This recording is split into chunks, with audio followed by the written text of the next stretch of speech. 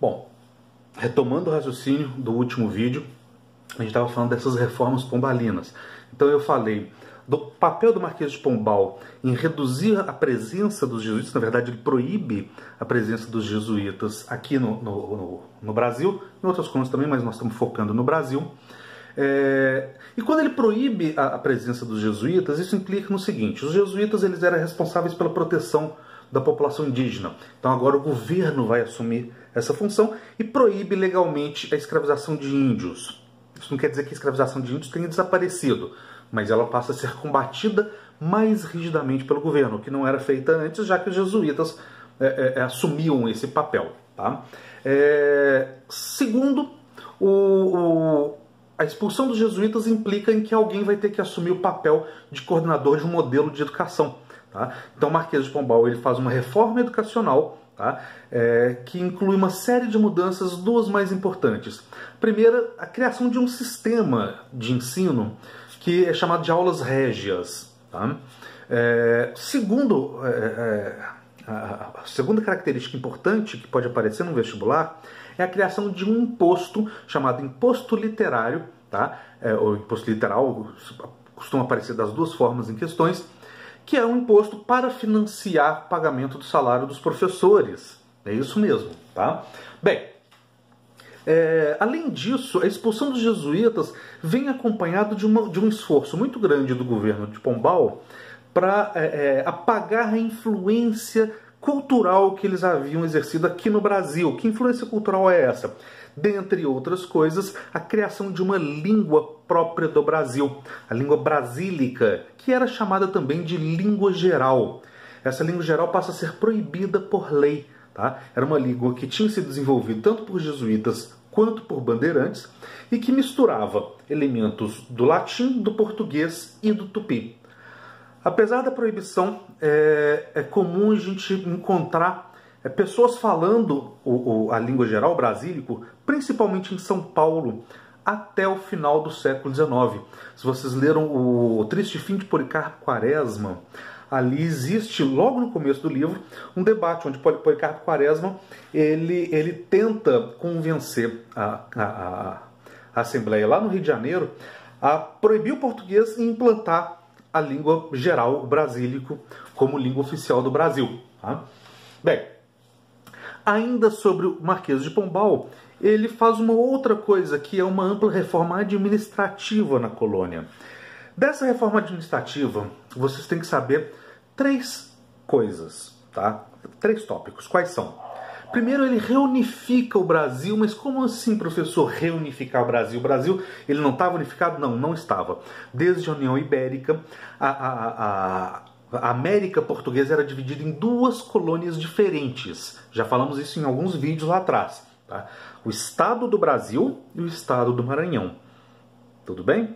Então o Marquês de Pombal ele reunifica tudo e passa a chamar tudo de Estado do Brasil. Então algumas questões vão falar assim: a extinção do Estado do Maranhão, tá certíssimo, tá? Então o Maranhão e o Grão-Pará voltam a ser capitanias do Estado do Brasil.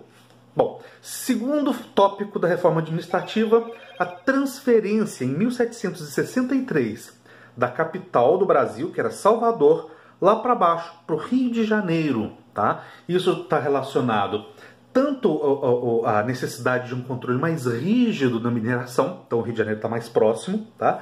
Quanto principalmente aos conflitos que começam a acontecer lá no sul. Em 1763, quando é feita essa transferência de capital, há um conflito muito intenso acontecendo na região sul do Brasil. Tá? Portugal está em guerra contra a Espanha. Tá? Esse é o momento final da guerra, que é a Guerra dos 7 Anos. E os espanhóis eles tinham acabado de invadir e ocupar Santa Catarina. Tá? Então esse é um período muito ligado àquela questão dos tratados comerciais, sacramentos, 7 povos das missões, que a gente viu lá no bloco anterior de aulas.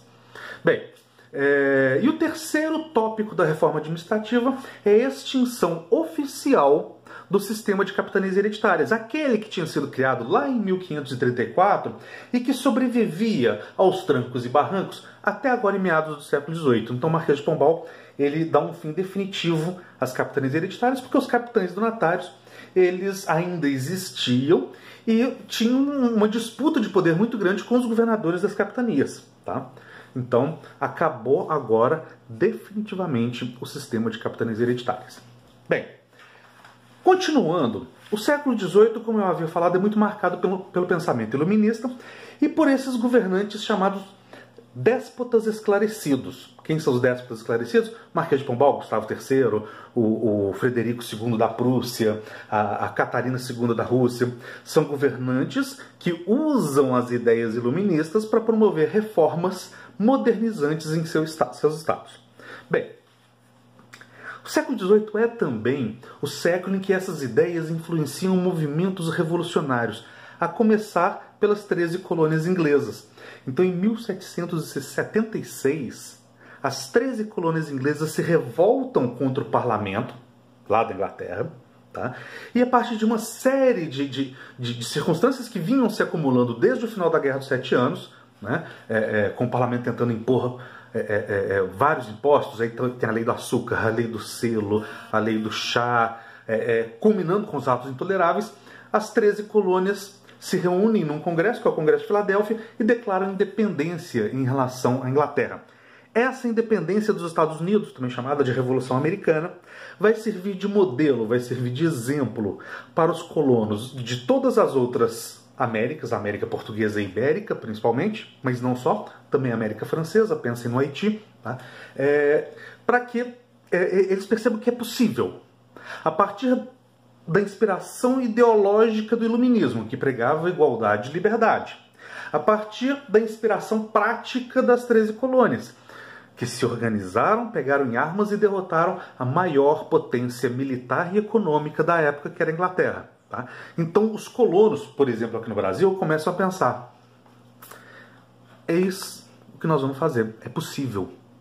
Então, se até agora as revoltas coloniais eram revoltas que a gente chamou de nativistas, que eram ligadas a questões muito pontuais. Olha, nós não estamos satisfeitos com o negócio das casas de fundição, então vamos revoltar e pressionar o rei para extinguir as casas de fundição.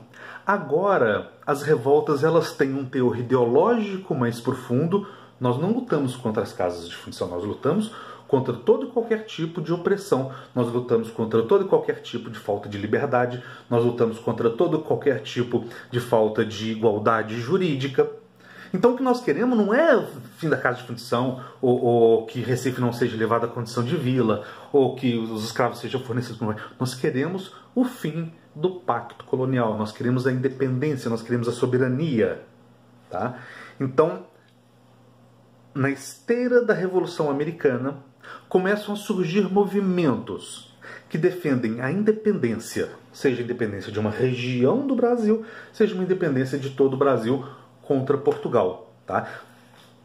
Esses movimentos que vão surgir, no entanto, ao contrário das revoltas nativistas, eles não saem do papel, são conspirações. Tá? Por serem muito mais complexos, por serem muito mais ambiciosos, né? Na verdade, esses movimentos, vamos citar alguns deles: Inconfidência Mineira, Conjuração Carioca, Conjuração Baiana, Revolta ou Conspiração do Suassuna, eles não acontecem de fato. Tá? Então, os conspiradores eles se reúnem secretamente, às vezes com participação da maçonaria, fazem 1000 planos, só que os planos nunca saem do papel. Sempre, nos 4 casos mais importantes, o que vai acontecer?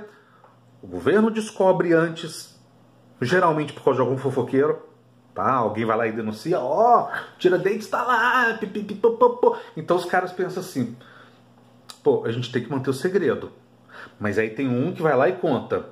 O governador vai lá e prende todo mundo, tá? Leva alguns à morte, etc. Então, a característica geral dessas conspirações é que elas têm propostas mais radicais, mas não tem ação, tem ausência de ação, são só conspirações.